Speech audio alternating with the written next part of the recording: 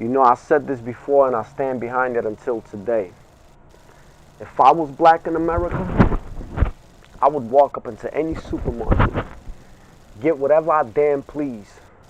And on my way out past the cashier, if they try to tell me anything, I will show them the middle finger and say, screw you, you know what, it's all mine anyway. But there's a but. There's a huge but. We've been bamboozled. In this video, I want to address people like Immortal Technique and Hassan Campbell, D.L. Hughley, and anybody and everybody that actually cares. Because we've been infiltrated, we've been lied to. So stay with me. This is Proof to Me that You're Alive. You're going to hear something you never heard before. I guarantee it. Let's go. I'll see you after the intro.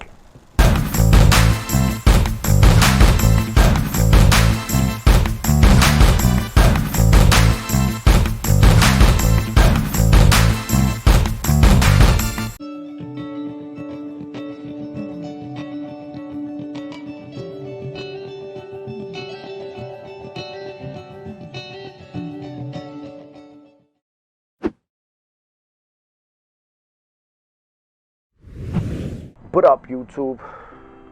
First and foremost, of course, a huge shout out to my wife, greatest poet of all time, the most amazing human being, the greatest soul.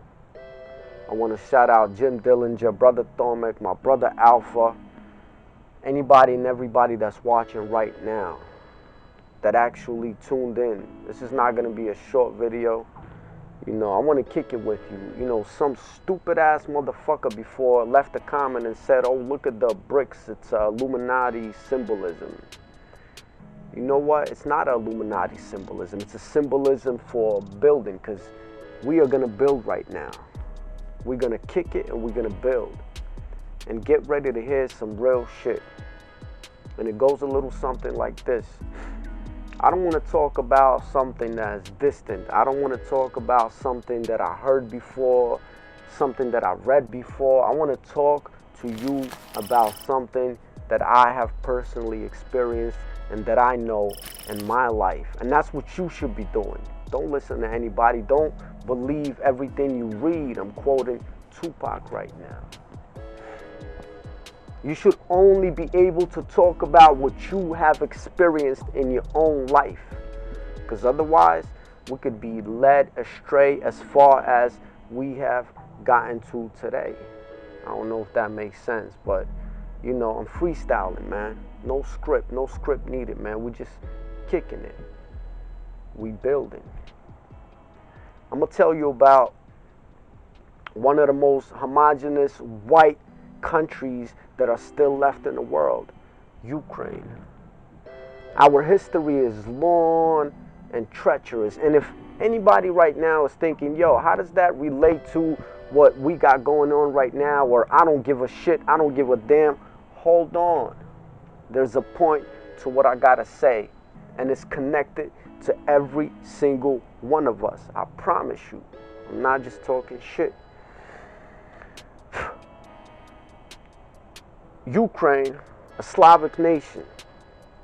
I'm not going to get into the 2,000 years of slavery, 2,000 years of constant warfare, constant conquering from other nations, constant conquerings from other enemies.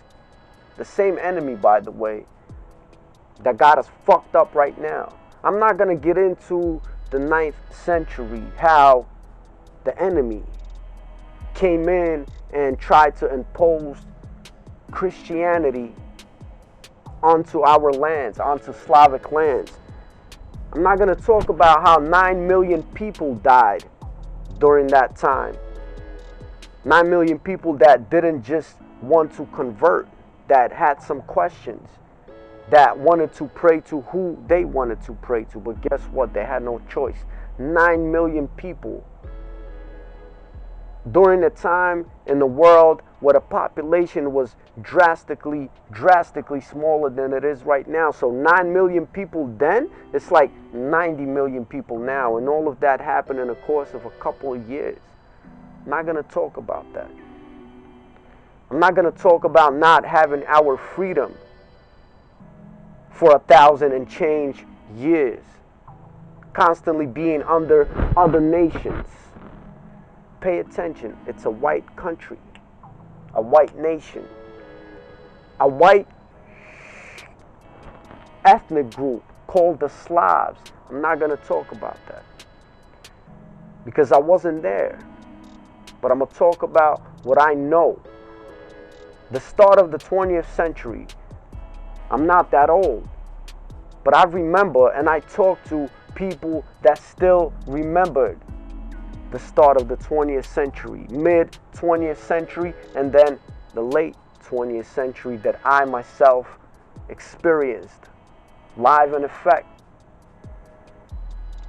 We started the 20th century again being under somebody else. The same enemy, the same common enemy that got us all fucked up today. 2 world wars. Now pay attention. For some reason in both of those wars, Slavic people had the most casualties. I'm not going to give you the numbers from World War I, but World War II, around 60 million Slavs died. In 1933, in Ukraine, in eastern Ukraine, 7 million people were starved to death. Did you know about it? I don't think so. We know about the Holocaust. We know about 6 million Jewish people. Pay attention, Jewish people. We don't know about 7 million Ukrainian people, but that's all right. How am I talking about it again? I know somebody. My grandfather survived that starvation. There was another starvation in Ukraine in 1949. By the 1950s, Slavic people, Slavic nations, East Slavs to be exact, Ukrainians, Russians, Belarusians, were the most dry countries in the world. What do I mean by dry? Nobody drank alcohol. By the early 60s and mid 60s, we were the most drunk nations in the world. You think it's an accident? I don't think so. During all those years, gulags, look it up, gulags, G-U-L-A-G-S, gulags were very much active. Activists and poets, all types of people were political prisoners sent to Siberia, treacherous place where they knew they went to die. A lot of these people, they had nothing to do with politics. Maybe they had an uncle or a cousin that said something against the regime, against the communist regime. Guess what? Nobody cared. They were sent away and their families were condemned as enemies of the state.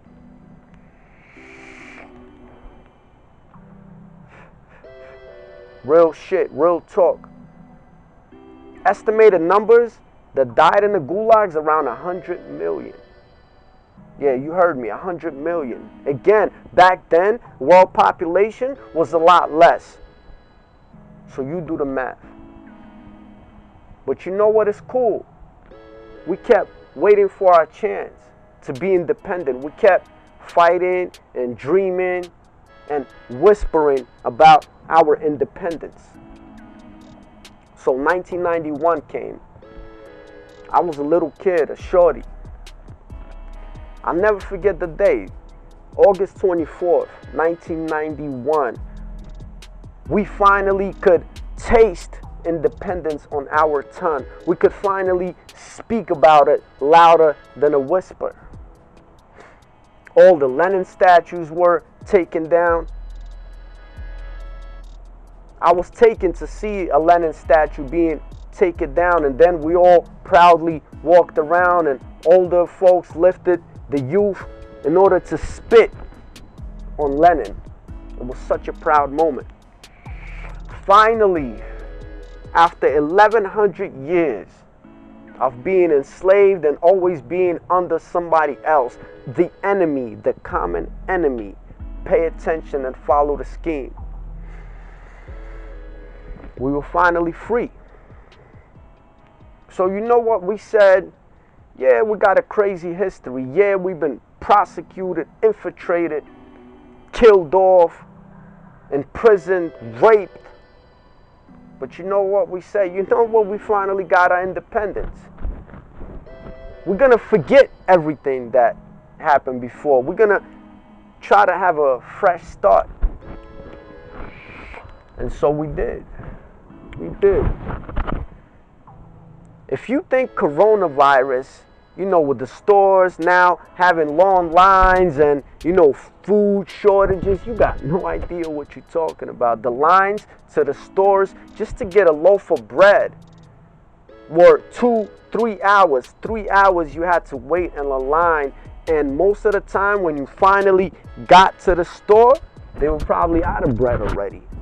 And if you did get the bread, then you had to go to the milk store and wait another 3 hours.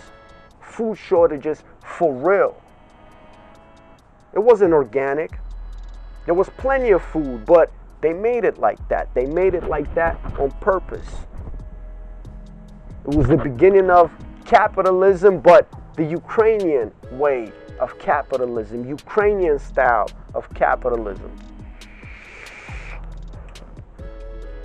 We never trusted the police. It is genetically embedded in us not to trust in the police. Even if one of our close ones is dying, just got shot, we won't call the cops.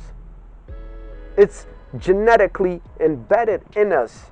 Our DNA doesn't have the genetic makeup that says call the police. We don't got it.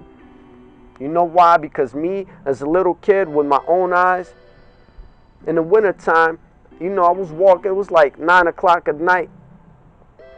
I seen a dude, you know, he was walking and stumbling a little bit. 3 young cops rolled up to him, started asking him questions. You know, he started getting a little smart with them or whatever. Yo, they dragged his ass into the alley, beat him to death. The next day, I seen stumping him out to death. The next day, I seen a body get carried out.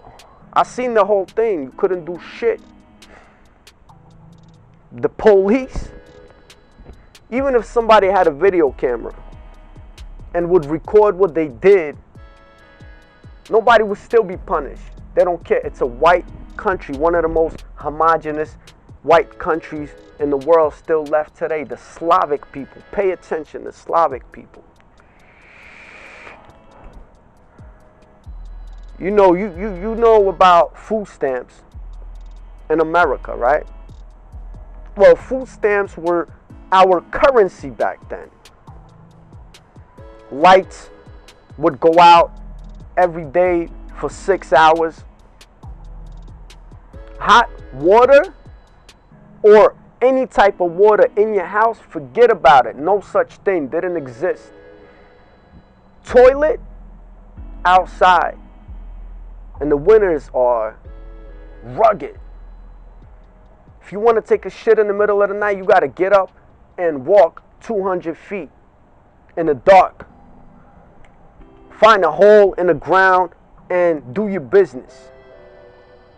Showers? What showers?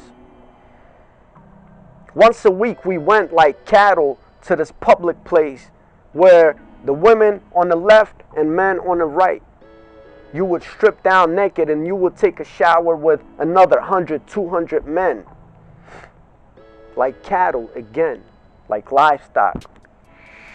That's what we were.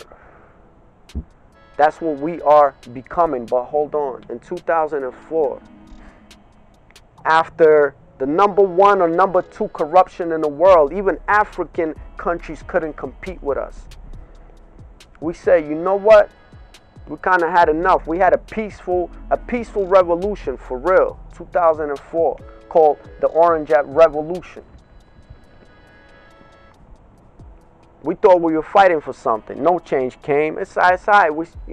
We're patient. We did this for 1,000+ years. It's okay. We'll wait our turn. In 2014, a winter that no Ukrainian will forget. It was February. Hella cold, a Ukrainian winter. 30 below. corruption continuing. We said, you know what, this time we're going to protest for real. We're going to revolutionize for real. We're going to go stand in front of Capitol buildings and make our voices heard. Everybody flocked to Kyiv, the capital of Ukraine. So we stood there in the cold, in the freezing cold, day in and day out. Day in and day out. Days kept passing. Nothing happened. If you think police is bad in America, in Ukraine, we got a special force police called Berkut. Yo, them motherfuckers don't give a damn about nothing. They will snatch you up and they will fuck you up. Better be sure of that. So, thousands of people are standing in the Capitol Square, Freedom Square, protesting, you know. All of a sudden, rubber bullets fired. Tear gas. Inside, people are still standing there, you know. A little fucked up now, but, you know, still standing there. All of a sudden, sniper shots. Man down. Man down. That's when we went fucking nuts. All the patience, all the anger that was all bottled up inside of us came out. And it came out in the worst way. But peep the motherfucking script. We were attacking government buildings. Those people, my people, were standing in the freezing cold for weeks to come. Food shortages for real. Clothing shortages for real. Yo, not one person broke into any store not to even steal socks. But they did what a revolutionary is supposed to do: attack government buildings. Over the course of one night after the sniper shots were fired, 100 people died. We call them the Heaven 100. Police, Berkut, that special force that I told you about, police, yo, they were snatching motherfuckers up off the street, stripping them naked, throwing them in the freezing rivers to die. While they were videotaping the shit, you could still see it. These are true stories. These are real stories. These are stories that we lived through. But you know what? There's a twist to it. While they were peacefully protesting for a couple of weeks, not breaking into any stores, of course, there was some type of biological warfare. Of course, there was some type of electromagnetic warfare going on, because at one point, everybody just fucking lost it. You don't think it's going on right now in America? Of course it is. Common enemy. Remember the same enemy. We all got that enemy. Right now, in Ukraine, in an all-white, homogenous country, doctors make around $200, $300 a month. A month. Prices are like here in America. Excuse me. Pensions are like $60 a month. Old folks are dying lonely up in their house. Food shortages for real.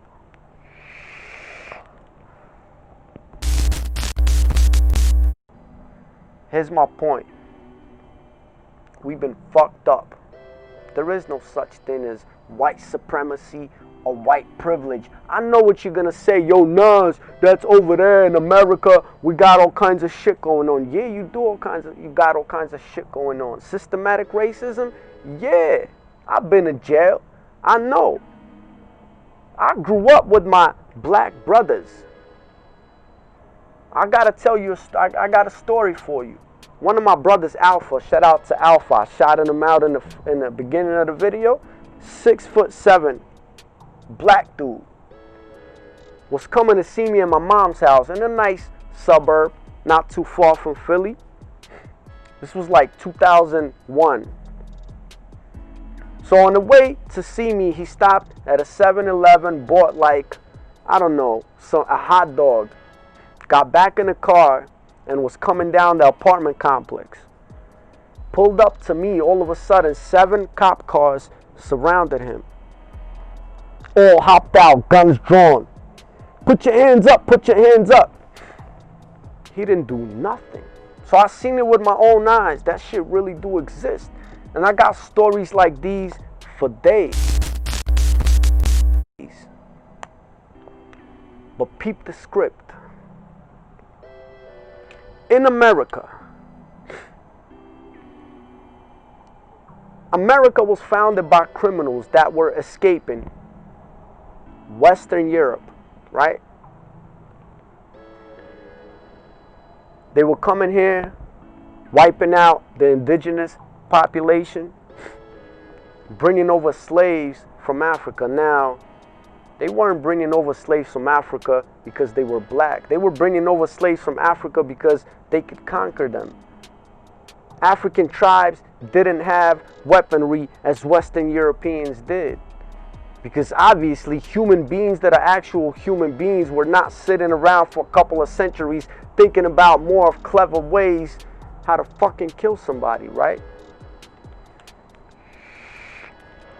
So when they brought over these slaves to America, they weren't thinking, oh, they black slaves or orange slaves or any of that. They were thinking slaves. Because it was the same Roman rule in effect. Now, if you look at history of the Roman Empire, slaves weren't distinguished by their skin color. Slaves were distinguished by their economic class. When a merchant was passing somewhere and seen poor folks on the ground, he didn't think, oh, you black dude, you a slave, come on. Nah. He said, you poor motherfucker, you poor motherfucker, you poor motherfucker, you coming with me. Shackles up. But when they seen that this whole black and native and all that scenario was working in America, they said, you know what, we're going to use this. We're going to use this for separation. Because pay attention. Over 10,000 Irish slaves were also brought over to America.